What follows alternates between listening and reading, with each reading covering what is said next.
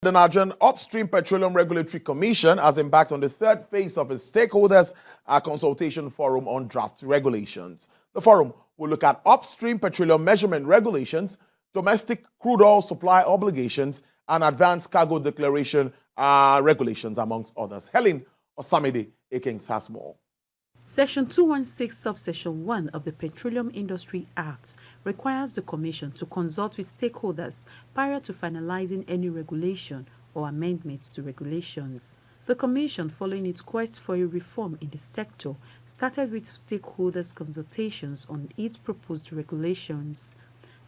In 2022, 13 draft regulations were presented for discussion with stakeholders.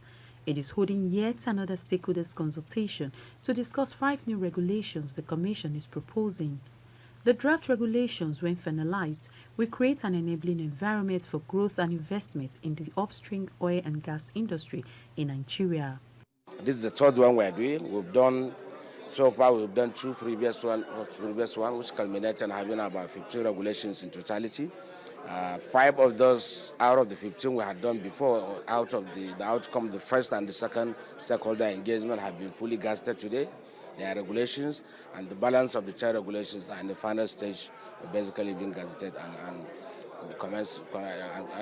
releasing it to the public utilization. Okay. The regulations that we're bringing out today for stakeholder engagement, in particular the measurement regulation and the advanced cargo declaration regulation, are designed to improve the transparency profile of upstream petroleum industry. So, for instance, the measurement regulation is that's the regulation that will guide operators in accounting for hydrocarbons produced, so that there's absolutely no confusion between what is produced and what makes its way to exports or at the terminal at the end of the day. The 5 draft regulations include upstream petroleum measurement regulations, advanced cargo declaration, significant discovery, gas flaring, and domestic crude oil supply obligation regulations.